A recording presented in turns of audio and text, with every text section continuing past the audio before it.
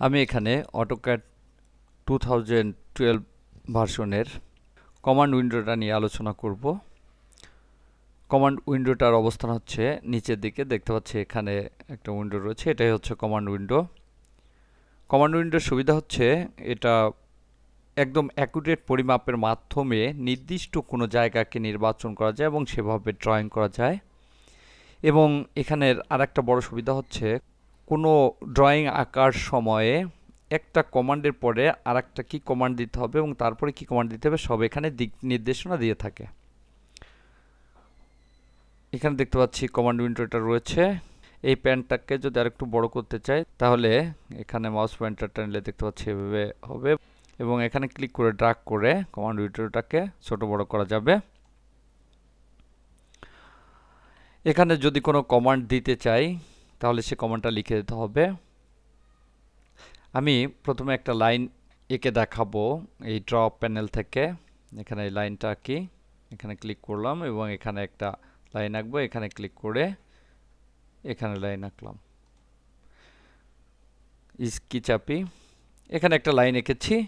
এখানে প্রথম যে জায়গাটা আমি নিয়েছি, এখানে যে বিন্দুটা, এটা আমরা ডাইরেক্ট জানি না এখানে কত নম্বর বিন্দু থেকে আমি শুরু করছি এবং এখানে কত নম্বর বিন্দুতে শেষ করেছি।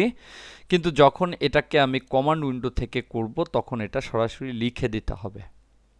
যেমন আমি এখানে একটা লাইন আঁকবো, তাহলে কমান্ড উইন্ডোতে এখানে ক্লিক করতে হবে, লিখে দিই লাইন, এন্টার। দেখতে পাচ্ছি এখানে লেখা আসছে স্পেসিফাই ফার্স্ট পয়েন্ট, অর্থাৎ আমাকে একটা নির্দেশনা দিচ্ছে আমার এখন কি করতে হবে। অর্থাৎ আমাকে লাইনের দুইটা প্রান্তের এক প্রান্তের পয়েন্টটাকে চাচ্ছে। আমি বললাম এটার এক্স অক্ষ দাও 10 ইঞ্চি, কমা ওয়াই অক্ষ দাও 10 ইঞ্চি।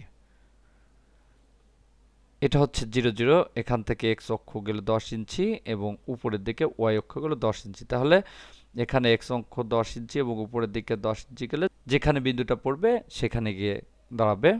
তাই আমি এটা লেখার পরে এখানে এন্টার দেই। দেখতে পাচ্ছি এখানে বিন্দুটা এখানে দাঁড়িয়েছে, অর্থাৎ এটা হচ্ছে 10 ইঞ্চি বাই 10 ইঞ্চি। এবার আবার নির্দেশনা দিচ্ছে কি করতে হবে, specify next point or undo. অর্থাৎ যদি আমি নেক্সট পয়েন্টটা দিই তাহলে একটা লাইন এঁকে দেবে সে। তো আমি বললাম এক্স অক্ষে এখানে দিয়ে দেই 100 ইঞ্চি এবং ওয়াই অক্ষে দিয়ে দেই 10 ইঞ্চি, এন্টার দিতে হবে। আমি দেখতে পাচ্ছি এখানে 100 ইঞ্চি এবং 10 ইঞ্চি যেখানে এক্স অক্ষ এবং ওয়াই অক্ষ সেখানে আরেকটা বিন্দু হয়ে একটা লাইন তৈরি করেছে। আবার যদি আরও লাইন এখানে তৈরি করি তাহলে দেখতে পাচ্ছি এখানে লাইন তৈরি করার কমান্ড দিয়েছে। এভাবে এখানে লিখে লিখে অ্যাকুরেটভাবে কোনো নির্দিষ্ট স্থানে গিয়ে কোনো ড্রয়িং করা যায়।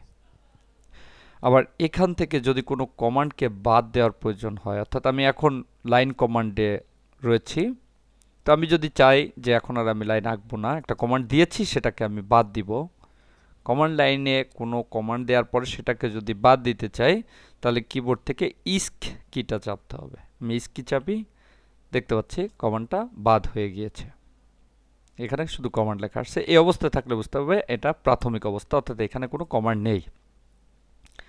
আবার যদি একটু পূর্বে, অর্থাৎ বর্তমান যে অবস্থা আছে এর পূর্বেই যে কমান্ডটা আমি দিয়েছি সেই কমান্ডটাকে অ্যাক্টিভ করতে চাই, অর্থাৎ আমি এখানে লাইন কমান্ডটা দিয়েছিলাম, এই কমান্ডটাকে যদি আবার অ্যাক্টিভ করতে চাই শুধুমাত্র এখানে গিয়ে এন্টার চাপলেই পূর্ববর্তী কমান্ডটি অ্যাক্টিভ হবে। আমি এন্টার চাপি, দেখতে পাচ্ছি এখানে অটোমেটিক্যালি লাইন কমান্ডটা অ্যাক্টিভ হয়েছে।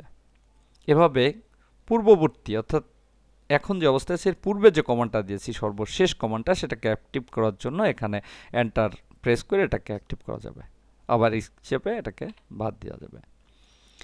এভাবে এই কমান্ড উইন্ডোর মাধ্যমে বিভিন্ন ড্রয়িং করা যাবে এবং কমান্ড উইন্ডোর সবচেয়ে বড় যে সুবিধা সেটা হচ্ছে অ্যাকুরেটভাবে কোনো নির্দিষ্ট বিন্দু বা কোনো নির্দিষ্ট জায়গায় এটাকে ড্রয়িং করা যায় এবং একটা ড্রয়িংয়ের মধ্যে বেশ কয়েকটা কমান্ড দেওয়ার প্রয়োজন পড়লে প্রতিটা কমান্ড একটার পর একটা কি করতে হবে সেটা এখানে লিখে দেয়।